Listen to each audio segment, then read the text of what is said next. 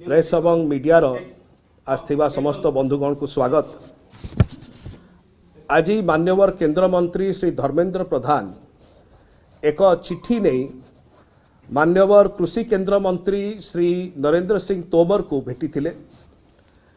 एवं से चिट्ठी रे किछि उक्ति अछि किछि विषय रही जो विषय को लेकर आज आमर मत से चिट्ठी उपरे रखिया बिजु जनता दल तरफ आम आपण पाखक आसीचु एवं आपण माध्यम 4.5 कोटी ओडिशावासी पाखे आम पहुँचुचु। प्रथमतः भारतीय जनता पार्टी चाषी विरोधी नीति एवं चाषी विरोधी मनोभाव को ओडिशार जनसाधारण भल भाव देखि सारी कि प्रकार भाव जुक्तियुक्त थिबा फसल बीमा योजनार जो टंका थिला सेटा केमितिका ओडिशार चाषी मानक पाखरु वंचित रखा जाइतला एते वर्ष एते मास धरी सेटा मध्य ओडिशावासी देखिचंती। मान्यवर मुख्यमंत्री ओडिशार श्री नवीन पट्टनायक नेतृत्व रे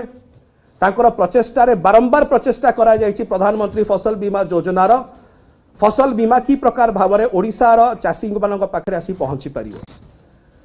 आमर कोऑपरेशन मिनिस्टर मध्य ओडिशार से मध्य चेष्टित रहिचंती। ए सब चेष्टा कला परे मध्य भी भारतीय जनता पार्टी केंद्र सरकार से फसल बीमार अर्थ को अटकई रखिथिले। अनेक चाप परे मान्यवर मुख्यमंत्री श्री नवीन पट्टनायक प्रचेष्टार एवं ओडिशार चाषी मानकर जो क्षोभ रही से क्षोभ को देखिकी शेष से माने भारतीय जनता पार्टी केंद्र सरकार फसल बीमा योजनार जो टंका अच्छी जोटा ब्लॉक करके रखिथिले अटकई रखिथिले बाध्य हेले सेटा को ओडिशार चाषी मानक किंतु पूरा ओडिशार चाषी मानक नुह केवल पद्मपुर चाषी मानक बरगढ़ चाषी मानक चिंता करने एथर गोटे जिनस स्पष्ट जे भारतीय जनता पार्टी स्पष्ट भाव में बुझी पारी कि फसल बीमा योजनार अर्थ को केंद्र सरकार अटकईबारु ओडिशार चाषी माने एवं विशेषकर पदमपुर चाषी माने केते क्षोभ रखिचंती तांको प्रति। एही प्रकार भाव में 2019 को मुझे मन पकई देवा चाहूँगी। कालिया योजना ताकू मध्य अटकईवा को चेष्टा करथिले सेतेबेले केंद्र सरकार सेतेबेले मान्यवर मुख्यमंत्री श्री नवीन पट्टनायक व्यक्तिगत भाव में गले चीफ इलेक्टोरल ऑफिसर ऑफिस को सीईओ ऑफिस को 2019 रे एवं सेतेबेले व्यक्तिगत भाव में से जाइकी इंटरव्यून करवा जोगु कालिया योजनार सेतेबेले जो टंका को अटकई दिया जाइतला केंद्र सरकार को द्वारा सेरा को छाड़िया को पड़ीथला। एटा आउ गोटे चैप्टर एटा आउ गोटे अध्याय कि प्रकार भाव में भारतीय जनता पार्टी क्रमागत भाव में चाषी मानकर हक को अटकई थाए ब्लॉक करी थाए।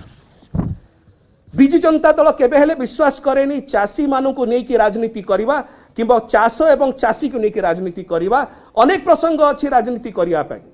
आम आशा करूँ भारतीय जनता पार्टी मध्य चाषी एवं चाष को लेकिन राजनीति न करू अनेक प्रसंग अच्छी राजनीति करने अबिका प्रधानमंत्री फसल बीमा योजना को आसीबा ए योजनार नामकरण ही अच्छी प्रधानमंत्री फसल बीमा योजना से गोटाए जिनस स्पष्ट बारी होची एटा केंद्रीय योजना अर्थ दब केंद्र सैंक्शन करिवो केंद्र एवं केंद्र रही नेतृत्व रे सब पैसा आसीबो राज्य रे कौन भाग ही नहीं। से गोटे बड़ प्रश्न उपुची कहीं एते मास है केंद्र सरकार ए पैसा को पदमपुर आमर चाषी भाई मानकर अटकी रखिले। अभी चिट्ठी ऊपर को आसीबा मान्यवर केंद्र मंत्री श्री धर्मेंद्र प्रधान जो चिट्ठी लिखिचंती तार कौन सी भित्ति नहीं एवं कहीं मुझे कहूँ सेटा मध्य आपन सामने उत्थापन करुच्ची। से कहते एचडीएफसी कंपनी जोटा अच्छी इंश्योरेंस कंपनी से एचडीएफसी इंश्योरेंस कंपनी अनेक प्रकार घपलाती करुच्ची। एठी बड़ प्रश्न आसी एचडीएफसी कंपनी को एम्पानेलमेंट कौन किए कला आपण जानी आश्चर्य हे एम्पानेलमेंटा से कहते राज्य सरकार कर चिट्ठी ना आज्ञा एचडीएफसी कंपनी एम्पानेलमेंटा किए करिथा एचडीएफसी कंपनी एम्पानेलमेंट करिथा department of agriculture cooperation and farmers welfare ministry of agriculture and farmers welfare केंद्र सरकार एटा होची तार गाइडलाइंस ऑपरेशनल गाइडलाइंस एवं ऑपरेशनल गाइडलाइंस पेज नंबर 61 रे लिखाई स्पष्ट भाव में से मु आप सम्मुखें रखुची जे एई जो कंपनी विषय आज माननीय केंद्र मंत्री उल्लेख करचंती से कंपनी को एम्पानेलमेंट करिवार दायित्व केंद्र सरकार थिला राज्य सरकार नुह कहीं एम्पानेल करथिले प्रकार संस्था को जदि तार एते सब खराब गुण थिला एटा प्रथमे माननीय केंद्र मंत्री स्पष्ट करवा दरकार। द्वितीय रे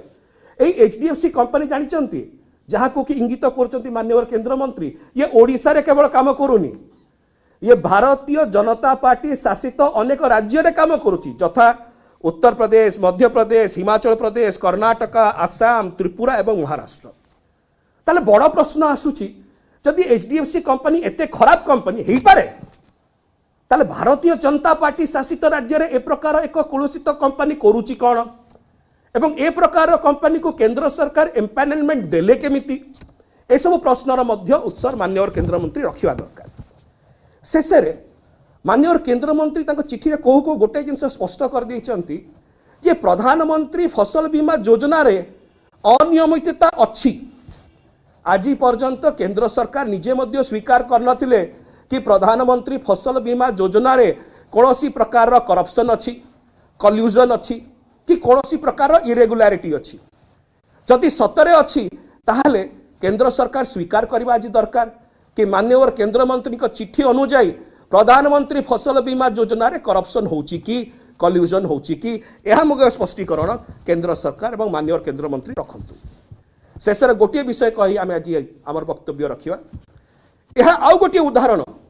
कि प्रकार भाव में ओडिशार चाषी हक को दबे दि जाव।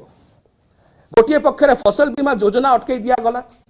जदि अटकई दिगला आपण कहले राज्य सरकार ताले केंद्र सरकार केमती रिलीज करदेले। आज पद्मपुर चाषी माने से माने उत्तर चाहूचंती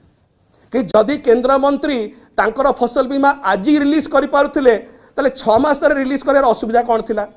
वर्षे तले रिलीज करियार असुविधा कौन थिला। अनेक प्रसंग रही जो थेरे कि चाषी कूल आज भारी कष्ट रे अछंती।